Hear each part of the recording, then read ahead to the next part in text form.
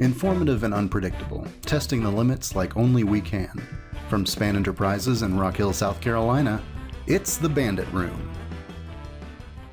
And welcome to The Bandit Room. My name is Charles, this is Amber, and we have a special guest on the podcast here today. He is Sergeant Michael Johnson with the Community Services Unit of the Rock Hill Police Department. Thank you very much for joining us Thank today. you for inviting me. Thanks. And with recent events in the news and things like that, we decided that this would be a good time to focus a little bit on workplace safety. So, there's a few statistics I'd like to go through a little bit to start out and then get, kind of an expert's opinion on this. So each year there's an average of nearly 2 million American workers that say that they are a victim of violence at work. And beyond that, the U.S. Bureau of Labor and Statistics puts the number of annual workplace homicides at about 400. So 400 workplace homicides per year. That's at least one a day. So, Sergeant, what are some steps that people can take to prevent these types of things from happening in the workplace? Well, I think one of the biggest things that we can do is knowing who is in our workplace. Yeah. Whether that's through good hiring processes, vetting visitors and things like that, and controlling the flow of visitors. I think that's a big step. Also, just as an employer, knowing what's going on in your employees' lives and having open and honest channels of communication where, when employees are having problems, be it personal or whatever, they have a way that they can talk to and report that sort of thing, so that everybody kind of knows what's going on. Okay, all right, very good. So I suppose your basics, lock your doors, know who's coming into your business. I mean, if you have the ability to lock your doors, a lot of businesses, they have to be open. You got to have doors that are open. Right, absolutely, so, yeah. If you're able to lock the doors, do it. We've seen time and time again that locked doors do work. Yep, absolutely. So when you are called to go evaluate a business or a school or a church, what are the first things that you do when evaluating that? Well, as I was telling Charles earlier, there's basically two sides to it that I look at. And the first side is the physical security side, and that's your locks, your camera systems, key passes, things like that. And the other side of it is from a procedural standpoint. What is our hiring process like? Do we do background checks? What's our process like when we have to terminate somebody? Do we allow family members to come visit? Do we allow, vendors and people like that free range, or do they have to be escorted?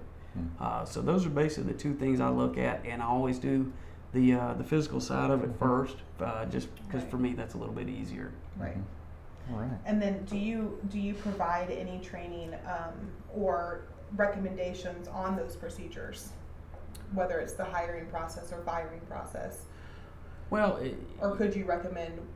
A lot of it's going to be limited by a business's, budget and things like that. But if you have the ability to conduct background checks, I mean, that's essential. I don't think there's anybody now hiring that doesn't do that. Right. So, in the event of, God forbid, an active shooter type event. So, I know in general there's sort of a run, hide, fight philosophy. Can you expand a little bit on Sure. what you instruct people to do in those sorts of situations? Yes. At the Rock Hill Police Department, we teach a program called Civilian Response to Active Shooter Events. And it's a lot of the same verbiage as run, hide, fight, but the words we use is avoid, deny, defend. Avoid, deny, defend. But it's pretty much the exact same thing. If there is an instance of workplace violence, whether it's an active shooter or an assault or anything like that, if we can avoid the situation, that's what we want to do. Our very first step should be to get out of there. Gotcha. An active shooter, by definition, is somebody who's come into a place with the sole intention of killing as many people as possible, as quickly as possible. Well, if there's nobody there, then they can't do that. So that's why our first step is always avoid. Gotcha. If we can avoid, we want to go into what we call our deny phase, and that means we're going to deny that attacker access to whatever space that we're in. If he happens to be between us and the exit, then we need to basically barricade and not allow him into whatever room or space that we're in. And while we're doing that, we're going to be looking for secondary exits, ways that we can still get out while slowing down his approach to whatever space that we're in. Gotcha. And the last step, of course, if we can't do any of that, is the defend. And as we always tell people, that's a fight for your life. There's no such thing as a fair fight. And I love going and doing this in different offices and businesses and watching everybody go back to their workspace and identifying all the weapons of opportunity that they never knew they had. Yep.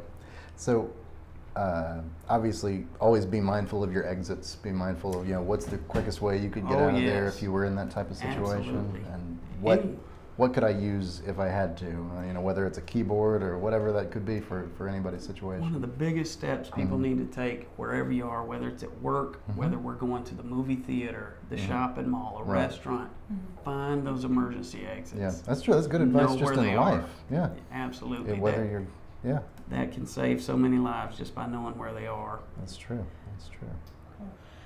So what are some steps that businesses can take to prevent violent incidents, aside from the obvious of locking the doors, knowing who's in your business, things like that? Right, but besides those obvious things, I think it has a lot to do with knowing your community, what community you're in, what other businesses are surrounding you. Are you right next door to a liquor store, or are you right next door to a church? Obviously, that's a very different dynamic. Yeah. And knowing your people, and knowing, for lack of a better way to say it, what kind of baggage are they bringing in to your business? Is there that crazy estranged spouse? Right. That sort of thing. Who do they associate with? Not necessarily trying to get so deep into their personal life, but just knowing who are these people that we're sharing this space with every day, that we spend so much time with. Right. That kind of goes into my next question, which was like, what to do if you have a threat or something like that. If somebody is threatening violence against you, it's best to let people know about that. Absolutely. Is it not? I mean, whether that's going to the authorities, going to people around you, just so you're aware of it. But yeah, definitely reporting things like certainly, that. Certainly, if you have a threat, if it's something that's making the hairs stand up on the back of your neck, by all means, don't hesitate to even call 911, get law enforcement involved, but certainly get your your chain of command at your business involved. Let them know what's going on. Right. And there's different ways you can evaluate those threats and things like that. But the most important thing is, don't try to handle something like this yourself. Yeah. Get your boss involved. Get the supervisor, HR, police department if need be. There's all kinds of different matrices out there that you can use as threat assessment tools. They're easily found online. Gotcha. And you can use those to help you evaluate what kind of threat you're looking at. Right. Okay. Cool. And then lastly, are there any other tips and tricks you were mentioning about everybody goes back to their workplace and finds what they can use? Are there any other tips or tricks that you could think that would be helpful in the workplace or just in general for defense? Anything can be used as a weapon. Any tool ever made can be used as a weapon, whether that's computer keyboards, fire extinguishers, a hot cup of coffee. You toss a hot cup of coffee in somebody's face and then you smack them with the mug. Yeah. They're not going to be able to do what they set out to do. Yeah. So many businesses, especially when you're part of a larger corporate environment, have a lot of rules about weapons on the business campus and that sort of thing. So it's really important that you do follow, whatever policies and procedures your business has set forth. Right. But think of other things that are out there. Wasp spray, that stuff can reach out 25 feet.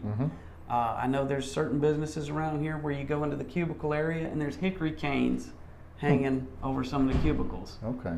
Things that, certainly inane enough in the workplace, but can be used. Not technically a weapon, but they could be used if you were forced. And there's nothing wrong, especially if you're a small business, bringing in a real professional to come in and teach the self-defense, whether it's strictly for a women's self-defense or just a general self-defense class. I think those are certainly good steps that business owners and employers can take, to help ensure the safety of their employees. Very good. Fantastic. Thank you. Yeah, no, it's fantastic. I know, I just found out a couple weeks ago that on iPhones, for example, you hit the lock button 5 times and it automatically does the little SOS thing. You can, instantly call 911. That's great. And even if it's locked, just hit the lock button 5 times. So lots of things out there that people could be aware of. So thank you very much for coming by today. Sure, yeah, Michael. Thank you for having me. It's been a pleasure. Any final thoughts on no, just be safe, be aware of your surroundings. Don't get so engrossed into what you're doing that you lose sight of what's going on around you. All right, fantastic. Well, that's very, very good advice. Thanks for sticking around with us today on this Bandit Room. Come back next week and see what we talk about here in the Bandit Room. Have a great day.